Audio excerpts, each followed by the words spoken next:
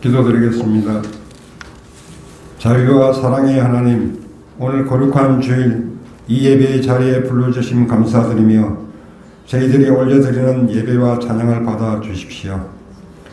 보잘것없는 저희들 사랑하여 주시고 날마다 주 안에서 살게 하시고 또 보호하여 주셔서 이 한 주간도 평안의 삶을 주시니 감사드립니다. 한 주간 우리들의 삶을 뒤돌아볼 때 하나님 백성의 삶을 살겠다 하면서도 너무나 부족함이 많았고 주님의 이름을 높여드리지 못하고 하나님 앞에 많은 죄를 지었음 이 시간 회개하오니 용서하여 주십시오. 부활하신 주님이 우리의 삶을 인도하셔서 영생을 얻게 하시고 저희가 이 땅에서 하나님의 자녀다운 삶을 살 수 있게 또한 도와주십시오. 지상에서 드리는 모든 예외의 예배를 하나님이 받아주시고 예배를 통해 영광을 받아주십시오. 주님의 피로 세우신 우리 모퉁이돌 교회가 하나님의 말씀에 순종하며 나가는 교회가 되게 해주시되 마지막 시대에 주님이 주신 사명을 잘 감당케 해주시고 많은 영혼을 구원하는 교회로 사용하여 주십시오. 사랑의 주님, 이 나라와 이 민족을 불쌍히 여겨주십시오. 지금까지 주님의 은혜로 선진국으로 진입하게 되었지만 지금 불안한 국제 정세로 또한 그로 인한 세계적인 경제의 불황으로 저희 서민들의 경제적 삶이 척박하게 되어가고 있습니다. 사랑의 주님, 지금 이 나라를 다스리는 위정자들에게 하나님의 큰 지혜를 더하여 주셔서 그들이 진정으로 나라와 민족을 위해 힘써 일할 수 있도록 그들의 마음을 다잡아 주십시오. 하나님, 이 시간 말씀을 듣겠습니다. 하나님의 말씀을 전하시는 목사님 성령 충만케 하셔서 능력에 있는 말씀을 전하게 해 주시되 목사님 영과 육 또한 강건케 하여 주십시오.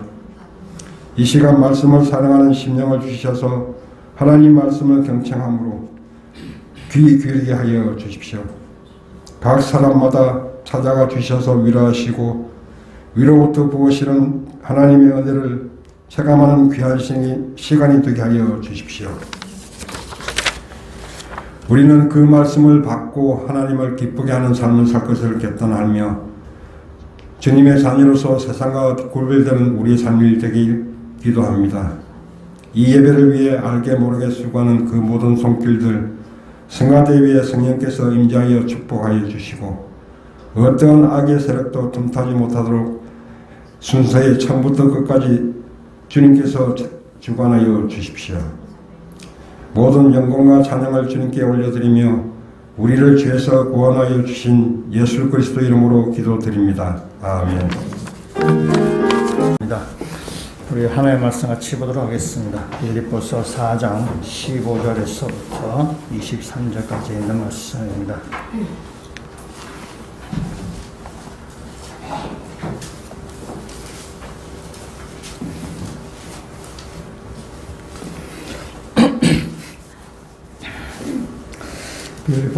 빌립보서 4장 15절에서부터 제가 읽고 우리 마지막 절은 같이 읽도록 하겠습니다.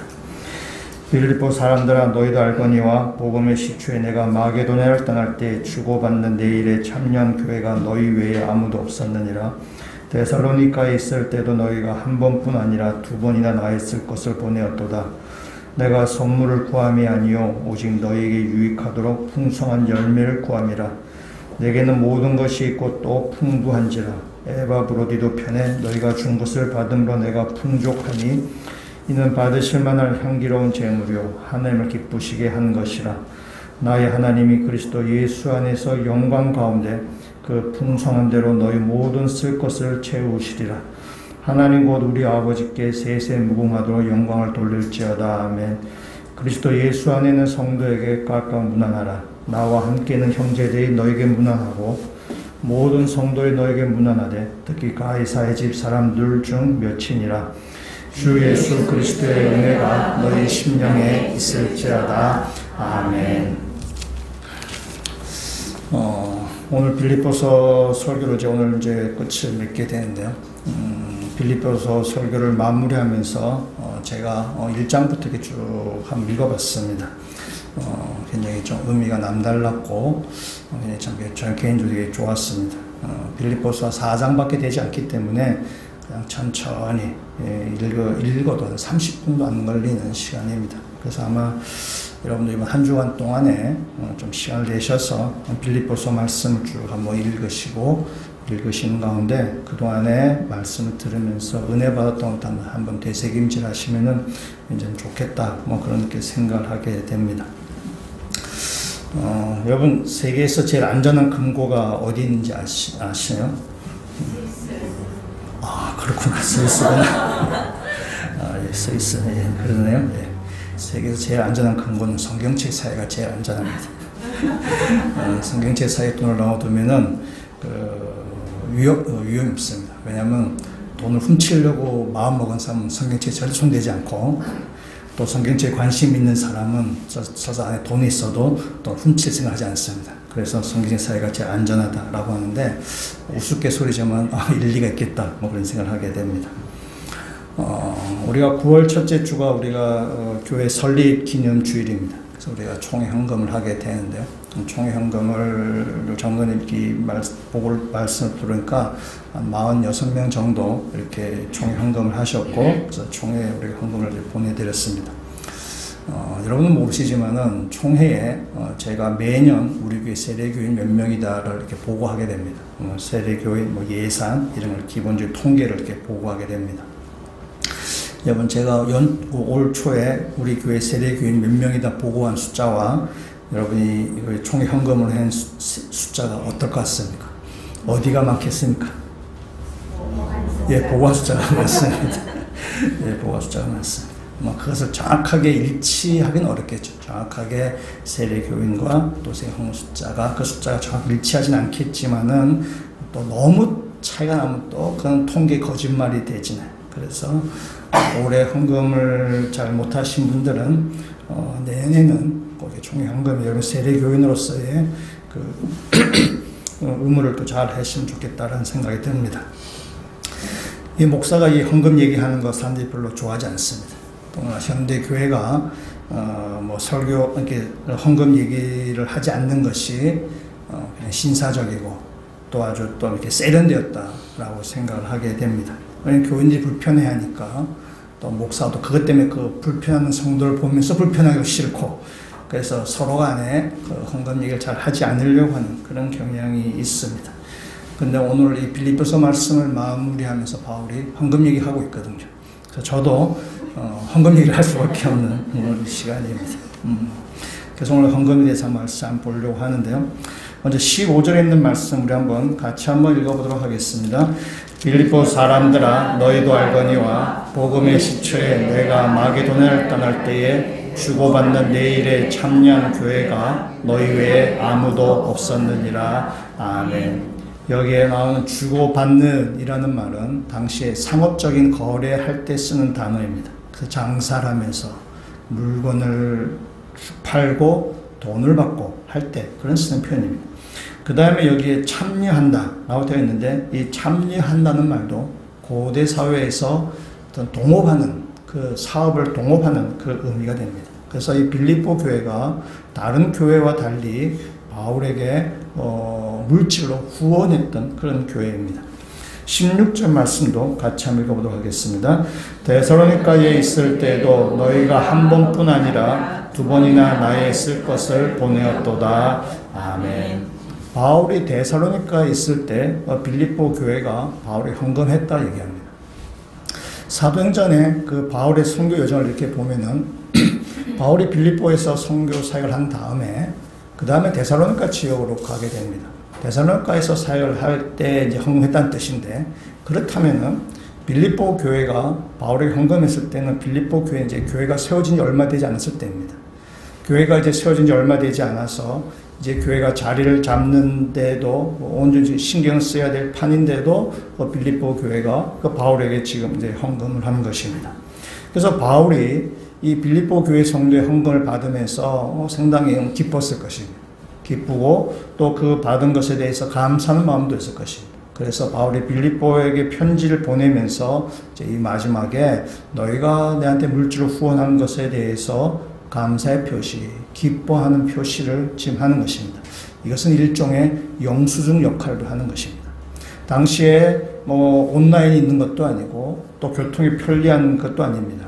배달하는 데 있어서 여러 가지 위험의 요소가 있고 또 배달하는 사람도 믿을 만한지 아닌지도 모르겠고 여러 가지 뭐 강도, 도적 여러 가지 위험이 있기 때문에 받았을 때에 내가 잘 받았다, 너희가 보내준 거 잘 받았다라는 영수증의 역할도 지금 하는 것입니다. 바울이 선교여행을 하면서 여러 가지 어려운 점들이 있는데 이런 어려운 점들이 있습니다. 제일 첫 번째 바울이 곤란을 겪는 것은 바로 유대인들의 위협입니다. 바울이 이방인에게 전도를 하거든요. 이방인들에게 전도를 할 때에 그 과정에서 유대인의 공격을 받습니다. 유대인들은 이렇게 생각하는 것입니다.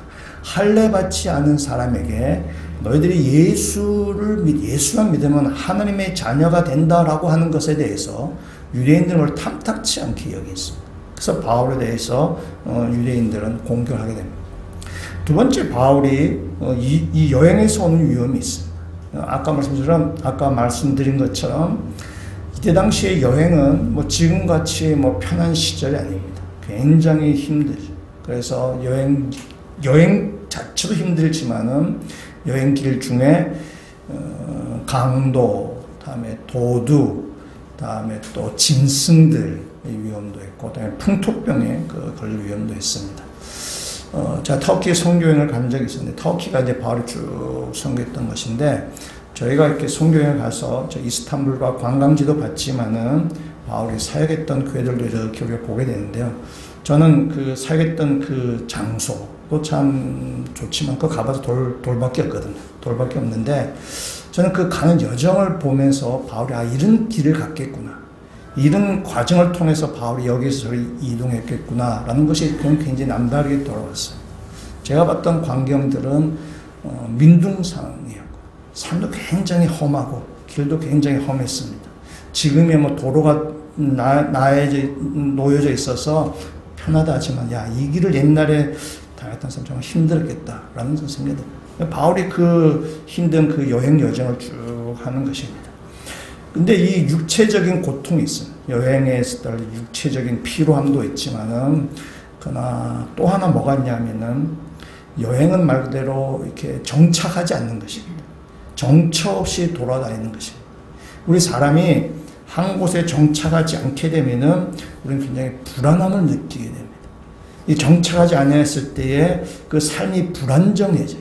삶이 불안정해지면은 불안하고 그것이 정신적으로 또 여러 가지 데미지를 입게 되는 것입니다. 그래서 바울은 이 선교 여행 자체가 육신적인 어떤 고통도 있고 육신적인 어려움도 있을 뿐만 아니라 정신적으로 굉장히 어려운 그런 상황 가운데 있습니다. 세 번째 바울이 또 어려운 것은 경제적인 어려움입니다. 바울이 선교여행을 할 때에 어떤 교회든지 선교비를 책정하고 정기적으로 후원하는 교회는 없었습니다.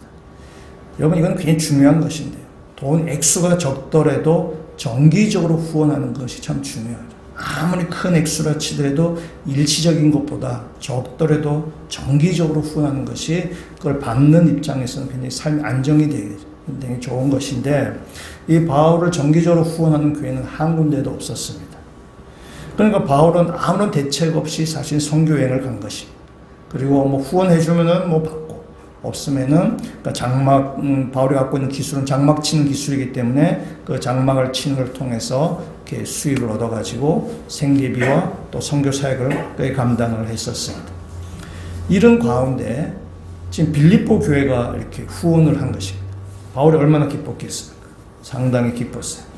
상당히 기뻐서 거기서 감사하는 것입니다. 감사한데 오늘 빌립보서 말씀을 이렇게 쭉 보시면은 빌립보서 중요한 단어는 기쁨입니다. 그러니까 바울이 빌립보 교회의 후원을 받았습니다. 후원을 받아서 우리가 일반적으로 한번 생각해 보면은 우리는 감사하다고 해야 됩니까? 기쁘다고 해야 됩니까?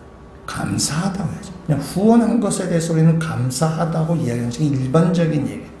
근데 바울은 감사하다기보다는 기쁘다라고 얘기해요. 좀 어색한 표현입니다. 어색한 표현인데 바울이 기쁘다라고 이야기하는 의도는 이 헌금이 주는 영적인 의미가 있기 때문에 그렇습니다. 빌립보 교회 성도들, 너희가 나의 물질을 헌금해서 내가 참 감사하지만 내가 정말 기쁜 것은 너희가 이 헌금이 주는 영적 유익을 너희가 알고 있기 때문에 그것 때문에 내가 기쁘다라고 바울이 지금 이렇게 이야기하는 것입니다. 그래서 바울이 편지 마지막에 지금 헌금 이야기를 하면서 영수증의 역할도 하지만 잘 받았다. 영수증의 역할도 하지만은 너희가 헌금의 의미가 뭔지 알고 나의 이 사역에 같이 참여한 것에 대해서 내가 정말 기쁘게 여긴다라는 것이 바울이 이 빌립보 교회에 보내는 그 바울의 생각입니다. 우리가 운동 시합을 할 때에 그 삼각편대라는 그 말을 우리가 한 번씩 쓰게 됩니다. 아주 기량이 뛰어난 세 명의 선수가 아주 호흡을 맞춰서 서로 아주 이렇게 서로 연결해서 아주 그 팀을 승리로 이끌거나 아주 그 팀의 결전이 기열할 때 우리는 그 팀이 삼각편대가 됐다라고 합니다. 영국에서 축구 선수 손흥민 선수가 있는 그 팀이 있습니다. 그 팀이 있는데 그 팀 역시 손흥민을 포함해서 3명의 선수가 그 팀의 삼각편대를 이룬다고 얘기합니다. 그 3명의 선수가 그 팀의 공격을 이렇게 이루어가는 것입니다. 오늘 아침에 뉴스를 봤더만 엄청나게 이겼더만요. 손흥민이가 한 개 3골 넣어가지고 아주 그것도 후반전에 교체에 들어가서 3골 넣어서 아주 BBC나 거기 프리미어 홈페이지 다 장식했다는 그런 뉴스를 오늘 아침에 봤습니다. 그래서 이 3명의 공격수가 그 팀의 공격을 인도해 가는 것입니다. 이 삼각편대라는 이 말은 원래 공군에서 쓴 말이죠. 공군에서 비행기가 이렇게 적진에서 날아갈 때에 이 삼각형의 모양을 가지고 이렇게 갖춰서 공격하는 그 모양을 얘기할 때 삼각편대 이룬다라는 그 군사 전략적인 용어입니다.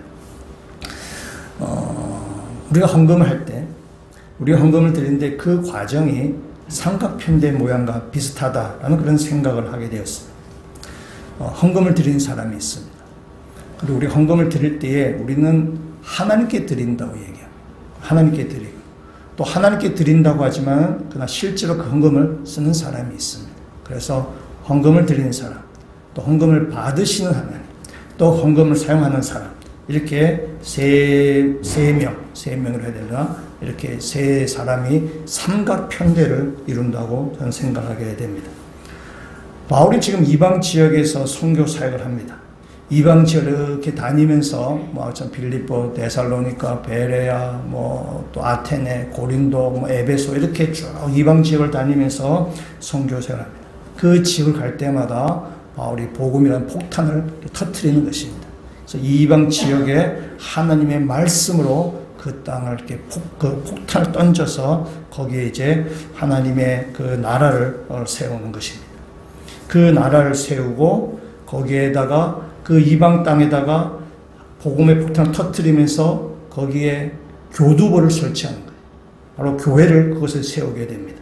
그래서 그 교회를 세워서 그 교회를 통해서 하나님의 나라가 확장되어 가는 것입니다.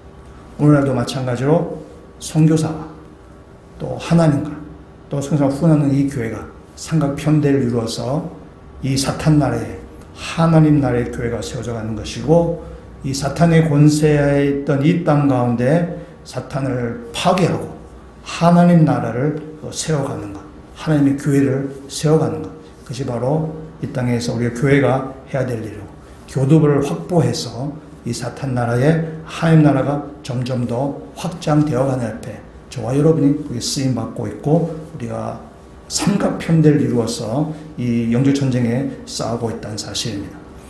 오늘 말씀의 삼각편대 가운데 하나씩 같이 한 말씀을 한번 보도록 하겠습니다. 삼각편대의 첫 번째는 바로 헌금을 사용하는 사람, 바로 바울입니다. 우리 17절 말씀을 같이 한번 읽어보도록 하겠습니다. 내가 선물을 구함이 아니요 오직 너에게 유익하도록 풍성한 열매를 구함이라. 아멘. 여기에 유익하다, 열매, 이 단어 역시 상업적인 용어입니다. 그러니까 유익하다라는 말은 돈을 많이 이렇게 장사해서 돈을 많이 번다는 의미고 열매를 맺는다는 의미 역시 이익이 많이 남았다. 뭐 그런 의미를 가지고 있습니다. 이건 바울이 지금 후원을 받아서 지금 바울이 이렇게 장사를 하는 것입니다. 바울이 장사하는데 그 바울의 장사는 무엇인가요? 바울이 물건을 파는 것이 아니라 바로 복음을 파는 것이죠. 그래서 바울에게 있어서 열매와 유익은 뭔가? 바울이 이방인에게 복음을 전할 때에 그 이방인이 복음을 듣고 주님께로 돌아오는 것이 그것이 바로 열매고 이익이라고 얘기할 수 있는 것입니다. 이방인이 돌아오는 것이 바울이 하는 장사의 열매, 이익이 되는 것입니다. 그런데 오늘 바울이 재미있게 말을 하는 것입니다. 17절에서 재미있게 말하는데 뭐냐면은 그 열매가 바울 나 혼자의 열매가 아니라 나를 후원했던 빌립보 교회 너희들에도 그 열매가 되기를 원한다 라고 지금 바울이 지금 그렇게 이야기하는 것입니다. 어떻든 간에 이 유익과 열매, 복음 사역에 있어서 하나님의 이 헌금을 통하여서 이방 사람이 주님께로 돌아오는 불신 예수를 모르는 사람이 예수께 돌아오는 그것은 바로 이 복음을 전하는 사람의 열매이고 유익이 된다는 사실입니다. 우리들도 여러분들이 선교 헌금을 드립니다.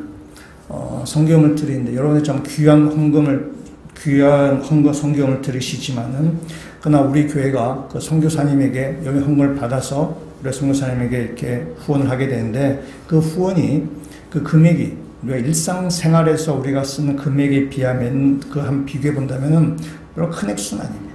큰 액수는 아니지만은 적은 액수지만은 그 선교사님들이 그 돈을 이렇게 기쁘게 아주 이렇게 받아주셔서 참 감사할 뿐입니다. 그 선교사님이 우리에게 적은 돈을 후원받으면서 우리 교회 와서 이렇게 말씀을 이렇게 전해십니다. 오신다는 것만 해도 참 저한테는 굉장히 감사한 일입니다. 감사한데 우리 교회 방문할 때에 선교사님 방문할 때 제가 이렇게 낮 예배 시간에 이렇게 설교를 이렇게 부탁하게 됩니다. 여러분이 아직 그 의미를 잘 모르시는 분이 계신 것 같은데요. 뭐 모든 교회는 아니지만은 일반적으로 대체적으로는 선교사님이 교회를 방문하게 되면은 오후 예배 때 이렇게 설교를 이렇게 하게 되고 또 오후 시간에 이렇게 선교 어떤 사역들을 이렇게 보고하게 됩니다. 근데 한국 교회를 보면 우리 교회도 마찬가지고요. 한국 교회를 보면 오후 예배에 참석하는 사람이 오전 예배 한 절반쯤 이렇게 되게 됩니다. 그럼 선교사님이 오후 예배 때 와서 이렇게 선교 사역을 쭉 하게 되면은 오후 예배 안 오시는 분들은 선교사님을 만날 일도 없고 선교사님이 어떤 사역을 하는지도 알 수도 없고 그 다음에 선교에 대한 어떤 생각이 뭐 들지도 않게 되는 거죠. 왜냐하면 그냥 얘기를 들을 기회가 없어버리니까. 그래서 저는 주일 낮 예배 때 선교사님 설교를 부탁합니다. 여러분이 낮 예배 때 오시는 분들이 그 선교사님의 말씀을 듣고 또 여러분이 헌금했던 그 돈이 또 어떻게 쓰이는지도 한번 이렇게 영수증 역할을 하는 것이죠. 그 선교사님 어떻게 사역을 하시고 어떤 일들이 벌어지고 있는지를 우리가 보면서 우리 안에 선교에 대한 관심, 또 하나님께서 행하신 일에 대한 또 우리 하나님의 기대치, 하나님 어떻게 일하시는 것에 대한 우리의 또 확인, 또 우리가 이렇게 보게 되는 것입니다. 여러분 이 선교사님이 오셔서 설교하실 때에 여러분 선교사의 사역은 신학 교수 사역이 아닙니다. 또 성경을 잘 가르치는 교사 사역이 아닙니다. 여러분 선교사님이 가서 내 오늘 좋은 말씀을 들어야지, 성경 기가 막히게 풀어서 들어야지, 그걸 듣는 자리가 아닙니다. 그 선교사님을 통해서 하나님께서 그 땅 가운데 선교사님 가운데 어떻게 일하셨는가를 우리가 듣고 하나님을 찬양하는 시간이 되는 거죠. 그래서 우리 모든 성도가 우리가 정말 적은 액수를 후원하지만은 그러나 우리가 후원하는 그걸 통해서 하나님께서 어떻게 일하시는지를 우리 한 번 더 경험하게 되고 또 하나님을 찬양하게 되고 그 성교에서 기도하게 되고 그렇게 하는 것이 맞다고 생각하는 것입니다. 오늘 바울이 이 빌립보서를 쓰는데 비로소 마지막에 바울이 빌립보에서 인사를 하게 됩니다. 21절 한번 보시면 좋겠어요. 21절 이렇게 얘기합니다. 21절 같이 한번 또 하겠습니다. 그리스도 예수 안에 있는 성도에게 각각 문안하라. 나와 함께 있는 형제들이 너에게 문안하고 아멘. 지금 바울이 빌립보의 성도들에게 모든 성도의 문안 인사합니다. 그리고 바울과 함께 있는 형제들, 바울과 함께 있는 형제들도 빌립보 교회 성도에게 문안 인사한다라는 거죠. 그 중에는 빌립보 성도를 아는 사람도 있고 모르는 사람도 있을 것입니다. 그러나 바울과 함께 있는 사람이 내가 빌립보에 지금 편지를 쓰는데 너희들이 다 인사한다는 얘기를 적습니다. 그리고 재미있는 것이 바로 22절입니다. 22절 말씀도 같이 묵도하겠습니다. 모든 성도인 너에게 문안하되 특히 가이사의 집 사람들 중 몇이니라. 아멘. 모든 성도의 문안 인사한다. 그리고 여기 있는 모든 성도, 로마에 있는 모든 성도, 바울이 지금 로마에 갇혀 있기 때문에 로마에 있는 성도인 너에게 문안 인사한다. 그리고 특히 로마교회 성도들 중에 누가 인사한다고 하나요? 가이사의 집 사람들이 너에게 인사한다. 가이사는 로마의 황제를 얘기합니다. 이 가이사의 집 사람이 누구냐? 그럴 때 로마 황제의 그 귀족이나 또 왕족이나 그 로마 그 왕궁에 근무한 아주 고위 관료들을 말하는 것은 아닐 것입니다. 그건 아니지만은 정확하게 누군지는 알 수 없지만은 그러나 아마 그 관청에서 근무하는 그리스도인이나 로마 왕궁에서 근무하는 노예나 종들 같은 아마 그런 사람들일 것입니다. 정확하게 누군지는 알 수 없습니다. 그러나 아마도 바울이 지금 로마 감옥에 갇혀 있는 동안에 바울에게 복음을 듣고 그 예수 믿은 사람들일 것입니다. 그래서 그 중에는 가이사의 그 왕궁에 근무하는 하급 관리들, 아마 그 정도가 아마 되는 것으로 여겨지게 됩니다. 여기 구절 짧은 구절이지만은 빌립보 교회 성도라면 생각해 보십시오. 지금 바울이 빌립보 교회 성도에 편지를 쓴 것입니다. 편지를 다 쓰고 마지막에 특히 가이사의 집에 있는 몇 사람이 여러분에게 안부를 전합니다. 라고 지금 하는 것입니다. 예를 들면 이런 것입니다. 우리 어떤 선교사님이 오셔서 이제 선교 보고를 하거나 간증을 하는데 그 선교사님을 사역하는 그 나라의 왕궁에 있는 중에 몇 사람이 예수를 믿게 되었습니다. 라고 한번 생각해보십시오. 여러분 그 기쁨과 감격은 남다릅니다. 그 나라의 왕궁에 있는 그게 하급 관리라 치더라도 그게 종이라 치더라도 그 사람의 복음을 받아들였다. 그럼 우리한테 기대가 생기죠. 그 나라의 왕궁에도 이제 복음이 전거되겠구나. 하나님께서 그렇게 일하시는구나. 라고 우리가 기대하게 되는 거죠. 그래서 이 빌립보 교회 성도들이 바울의 이 한마디, 특히 가이사의 집 사람들 중에 몇이 너에게 안부를 전한다. 라는 이 말을 들었을 때에 빌립보 교회 성도들의 그 감격은 무량했을 것입니다. 우리가 바울에게 보냈던 헌금이, 우리가 바울 했던 이 일들이 이렇게 쓰이는구나. 하나님께서 이 바울을 통해서 이렇게 열매를 맺어 가시는구나. 라는 것입니다. 오늘도 우리가 헌금하는 사역들이 그 선교사님을 통해서 열매를 맺고 유익을 얻을 것인데 선교사님만의 열매가 아니라 우리도 동력하는 우리의 열매가 된다는 사실입니다. 그래서 주의 나라를 위해서 확장되어가는 그 열매 앞에 우리가 함께 동력자로 쓰임받는 사실을 믿고 좀 더욱더 충성하시는 믿음의 성도가 되시기를 주님을 축원합니다. 두 번째 이 헌금 삼각편의 두 번째를 한번 보겠습니다. 18절 말씀 우리 같이 한번 읽어보도록 하겠습니다. 내게는 모든 것이 있고 또 풍부한지라 에바브로디도 편에 너희가 준 것을 받음으로 내가 풍족하니 이는 받으실 만한 향기로운 제물이요 하나님을 기쁘시게 한 것이라. 아멘. 빌립보 교회가 이 한 헌금에 대해서 이것은 향기로운 제물이고 하나님이 기쁘신 일이다 라고 기뻐하신 일이라고 얘기합니다. 그럼 이 향기로운 이 제물이라는 것은 이 제물은 바로 구약시대의 제사를 우리가 연상하는 것인데 구약시대 때 제물을 드립니다. 제물을 드리면 그 짐승이 이제 불에 타서 막 올라갑니다. 이 제사를 드릴 때의 절정이 어딘가 하면은 클라이막스가 어딘가 하면은 그 포도주를 붓는 전제입니다. 지금 짐승을 막 이렇게 불에 태웁니다. 그러면 고기 탄 냄새가 진동할 것입니다. 고기 탄 냄새가 진동하는데 거기에 포도주로 이렇게 붓는 것이 그게 전제입니다. 그럼 포도주 향기가 이렇게 싹 올라가는 거죠. 그 향기, 그 아름다운 향기. 그것이 바로 제사의 절정인데 바울이 그 향기를 지금 헌금이라고 지금 이야기하고 있는 것입니다. 신앙생활의 절정에 해당하는 것이 우리의 헌금 생활이라고 이야기할 수 있습니다. 하나님께서 기쁘시게 받는 것입니다. 하나님 기쁘시게 받는데 저는 여기서 하나님께서 기쁘시게 받는다는 이 표현을 저는 기쁘시게 받는다는 말보다는 하나님께서 감동받으셨다는 표현 전 맞다라고 저는 생각해요. 번역 잘못된 그런 말이 아니라 이 뉘앙스가 하나님 기뻐했다는 것이 하나님이 뭐 아주 물질이 부족한데 아주 마치 어디 쓸 데가 있는데 막 이렇게 이거 뭐 돈 들어올 데 없네 했는데 돈이 확 들어오면 기쁘다 그런 의미가 아니라 하나님 부족함이 없으신 분이신데 이 헌금한 것에 대해서 하나님은 기뻐하게도 감동했다는 말이 저는 맞다고 생각해요. 우리가 이제 어리다가 이제 나이가 커서 우리가 이제 부모님 앞에 용돈을 드릴 때가 있죠. 아니면 여러분의 자녀들이 용돈을 드릴 때가 있어요. 용돈을 줄 때에 여러분이 뭐 그 돈을 받고 기쁘긴 기쁘지만 기쁘다보다는 감격스러운 거지. 감격스럽고 대견하네. 얘가 많이 이제 컸네. 이런 게 우리가 생각을 하는 것입니다. 얘 받아 다 쓰다가 이제 돈을 드리는 거죠. 돈 안 아까운 사람이 어디 있겠어요. 이 자녀들도 빠듯한 살림 가운데 부모님이라고 용돈을 이렇게 줬을 때에 그 액수 보고 기뻐하는 것이 아니라 그 마음을 보고 대견하다. 이제 다 컸네. 그래서 기특하다. 이렇게 여기는 거예요. 그래서 기쁘다는 말보다는 감격하다. 감동스럽단 말이 더 좀 맞다라는 그 하나님이 하나님의 감정을 얘기한다면 그런 것이 더 맞다라고 생각하게 됩니다. 그래서 우리가 드린 헌금이 하나님께 감격스러워져. 감동이 되는 일이란 사실입니다. 1905년에 일본이 우리 한반도에서 청일전쟁과 러일 전쟁을 치르면서 승리했습니다. 그래서 1905년 이토 히로부미와 우리 이완용이 일사늑약을 체결하게 됩니다.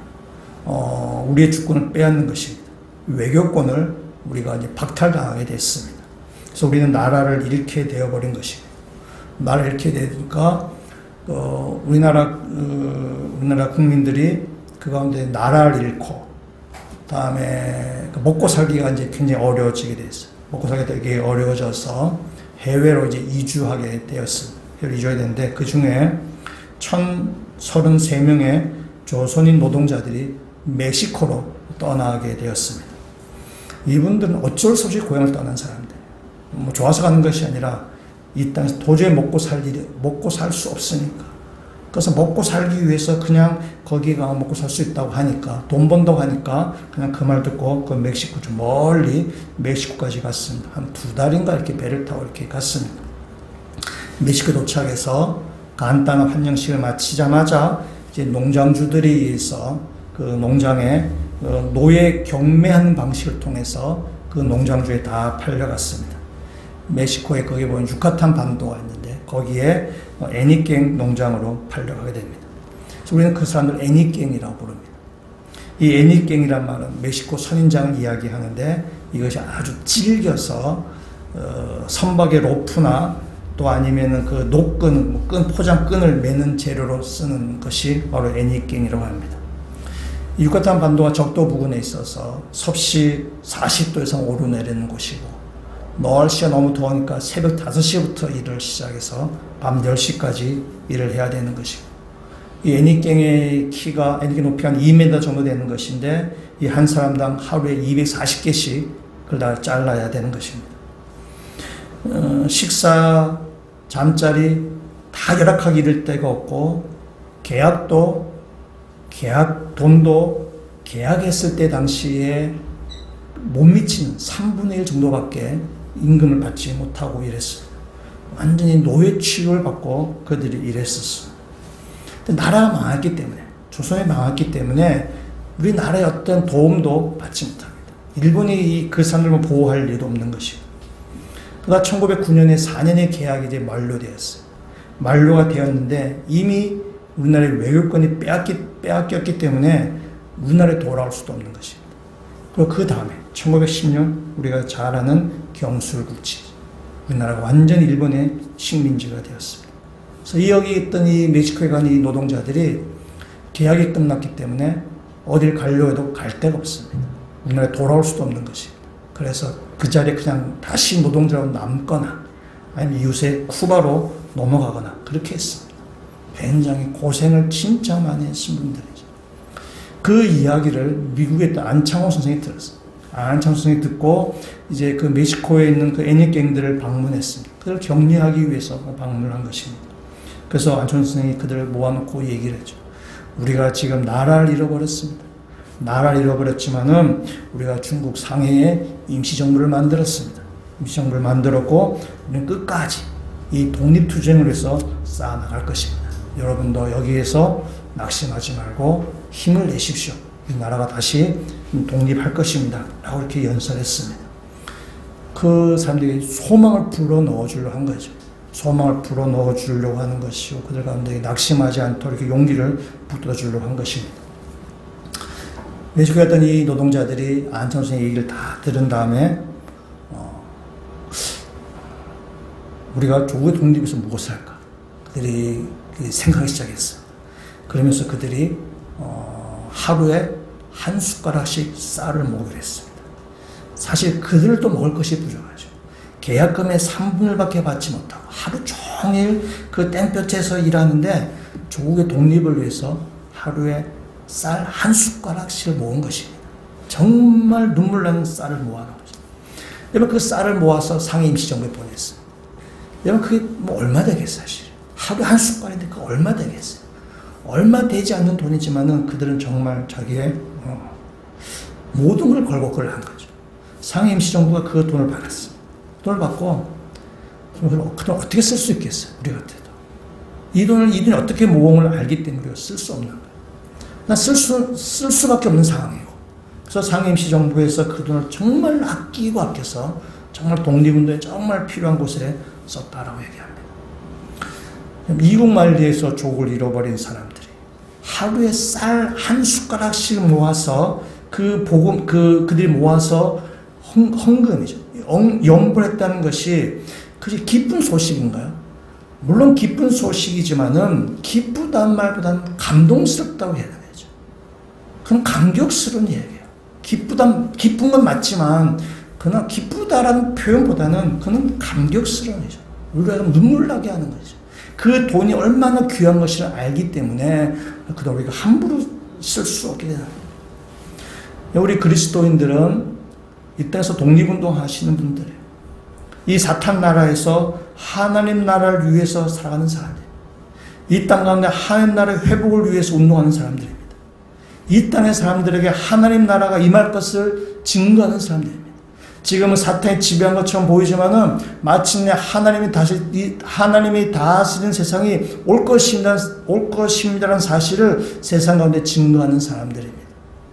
우리 그렇게 독립운동하는 사람들입니다. 세상 가운데 하나님 한 분만을 만족하며 사십시오. 세상에 생명이 있는 것이 아니라 하나님께 생명이 있습니다 라는 것을 증거하는 사람입니다. 하나님의 자금이 없어서 물질이 없어서 능력이 없어서 일을 못하시는 것이 아닙니다. 우리 하나님 앞에 우리가 헌신하며 드리는 거죠. 우리가 드리는 한 숟가락의 그 하나님의 드리는 그 물질이 하나님을 기쁘시게 하는 것이고 하나님을 감격하게 한다는 사실입니다. 우리가 드리는 것을 통해서 하나님께서 우리를 기뻐하시는 거죠. 예배 드리는 헌금을 통해서 하나님 돈이 아이고 부족한데 마침 잘 들어왔네.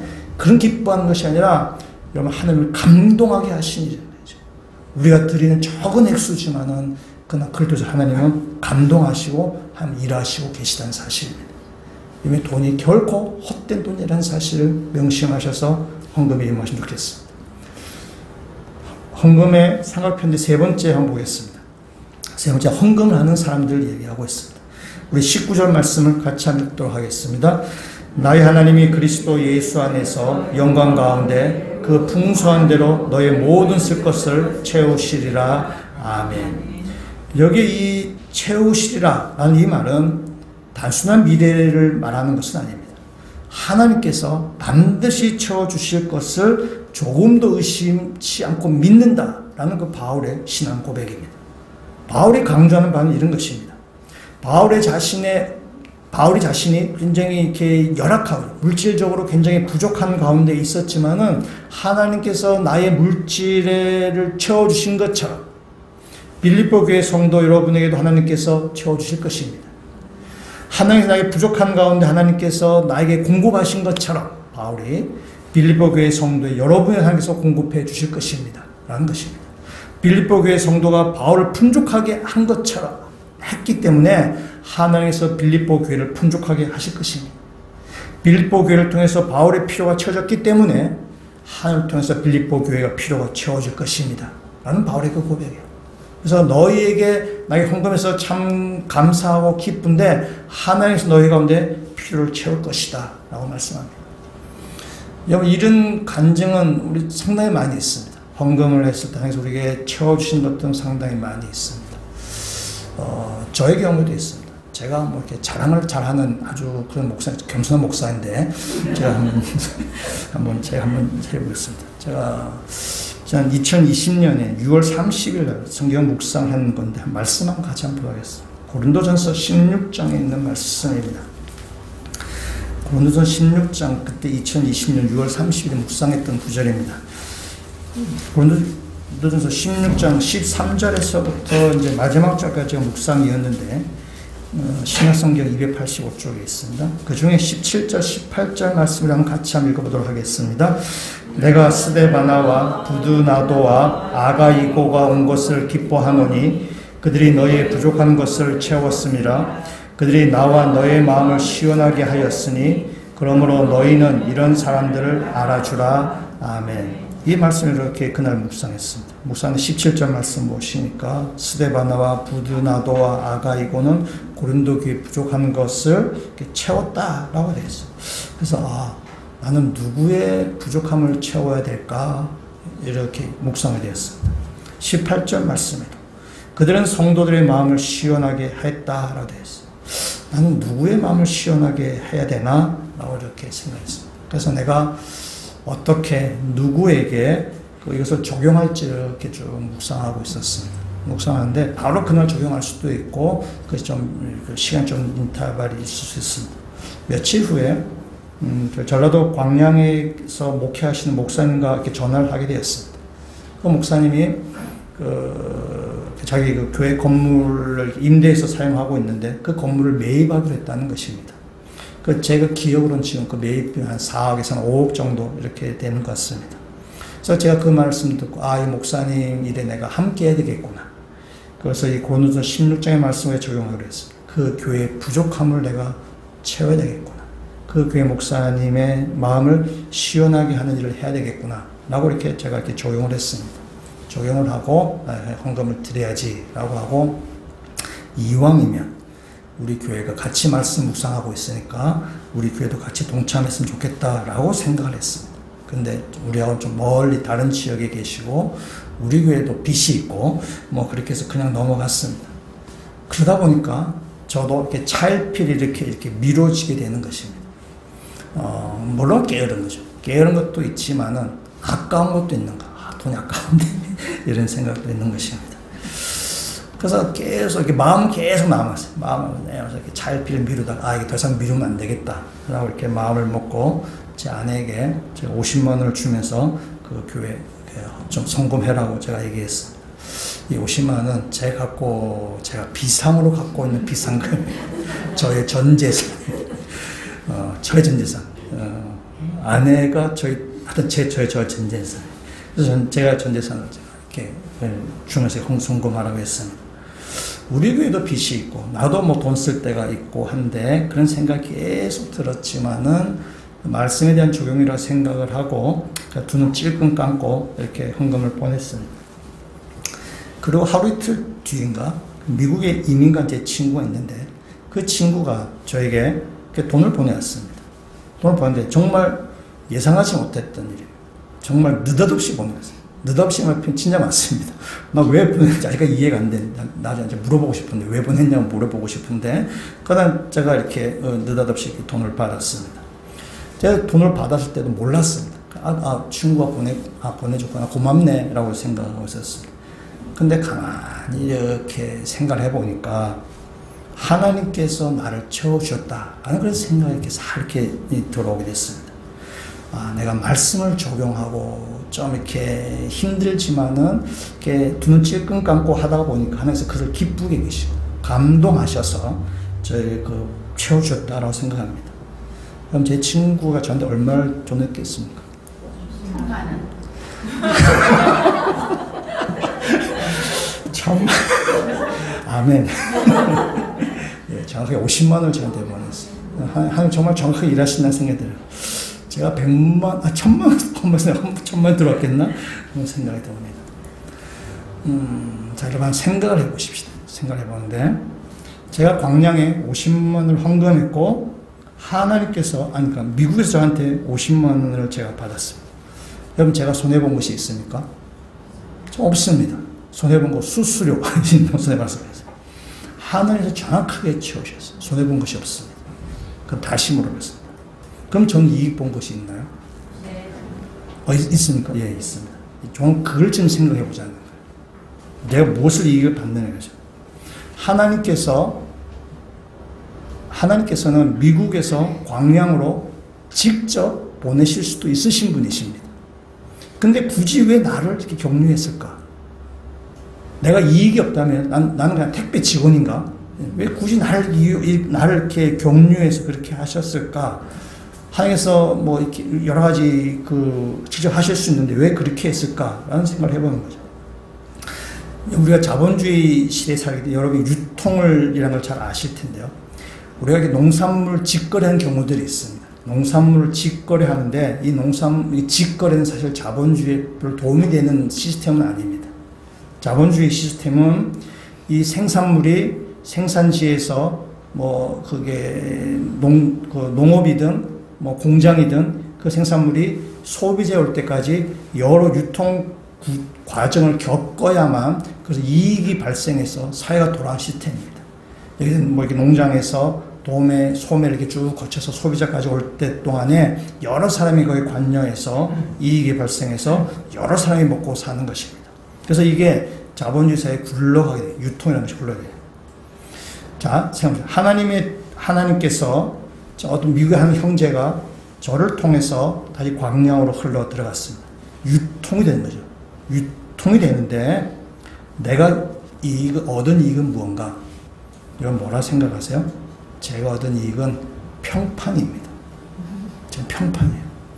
저는 광양에 있는 목사님에게 굉장히 좋은 평판을 저는 듣게 되었고 미국에 있는 친구에도 굉장히 좋은 평판을 듣게 되었고 이 얘기를 내가 간증할 때에 이걸 듣는 사람에게도 저는 굉장히 괜찮은 사람이라고 평가를 듣게 됩니다.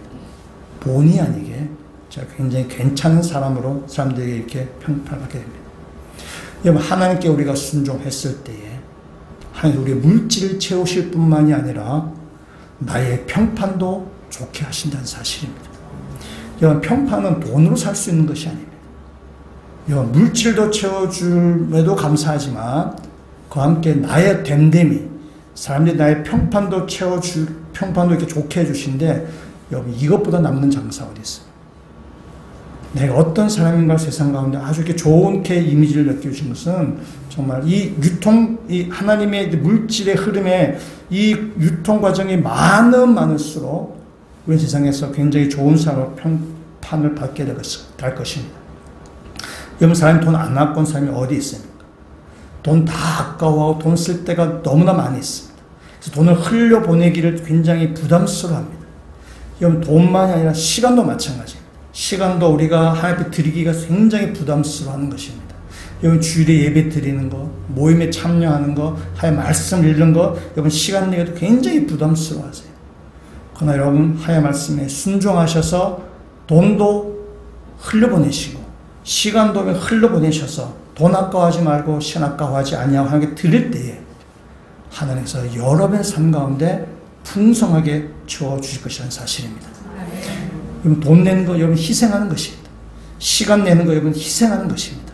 희생 없이 돈이나 시간 낼 수 없는 것입니다. 나를 희생하는 거예요. 희생할 때 하나님께서 그것을 감동하셔서 우리의 삶에 하나님께서 풍성하게 채워주실 것이라는 사실입니다. 헌금은 흘러가는 거예요. 그게 흘러가는 것입니다. 나한테 와서 고요했을 때 그걸 다시 흘려보내야 되는 거죠. 근데 고요했을 때 그것은 썩게 되는 것입니다. 그냥 흘려보낼 때에 흘려보내는 과정 가운데서 생명이 살아나는 것입니다. 흘려보낼 때에 사람들이 복음을 듣고 우리한테 영적 열매가 맺는 것 마찬가지고 우리에게 주신 것들, 돈, 시간을 흘려보낼 때, 주님께서 사용할 때 우리의 삶이 물질이 채워질 뿐만 아니라 우리의 삶이 풍성하게 채워지고 우리 가운데 하나님의 큰 영광 가운데 우리 가운데 드러나게 될 것이라는 사실입니다. 지금 그 하나님의 말씀을 믿으시고 하나님께서 여러분 가운데 행하시다 그 약속을 믿으셔서 여러분의 물질과 시간과 여러분의 삶에 있어서 하나님께 아까워하지 않고 쓰임 받으시는 믿음의 성도가 되시면 좋겠습니다. 오늘날 한국교회가 이 현대교회가 헌금 얘기하는 것에 별로 부담스러워합니다. 목사 헌금 얘기하면 신사적이지 않고 우리 교회 목사 헌금 얘기 안 해요. 우리 교회 목사 너무 신사적이야. 너무 인텔리해. 아주 세련됐어 라고 할지는 모르겠지만 그러나 여러분 헌금을 주는 유익이 있습니다. 헌금을 통해서 하나님 주신 여러분의 복이 있습니다. 여러분이 하나님 앞에 물질을 아까워하지 아니하셔서 풍성하신 하나님이 우리의 삶을 충만케 하시는 그 하나님을 경험하셔서 이 땅 가운데 살아가시는 믿음의 성도가 다 되시기를 주의 이름으로 축원합니다. 같이 한번 기도드리시겠습니다. 하나님 우리에게 물질을 주셔서 먹고 살고 입고 자녀들도 키우고 생활할 수 있게 하여 주심을 감사드립니다. 주님께서 주신 물질로 주님께서 기뻐하신 일을 우리를 하게 하여 주셔서 지금도 살아계셔서 우리 삶 가운데 간섭하신 하나님을 경험하게 되길 주님 간절히 간구합니다. 주 앞에 우리 아까워하지 아니할 때에 풍성하신 하나님께서 우리를 채워주실 줄을 믿고 우리 삶 가운데 간섭하신 하나님을 믿고 이 땅 가운데 온전히 헌신하며 살아갈 수 있는 모든 주의 백성들 되게 하여 주시옵소서. 예수 그리스도의 이름으로 기도합니다. 아멘.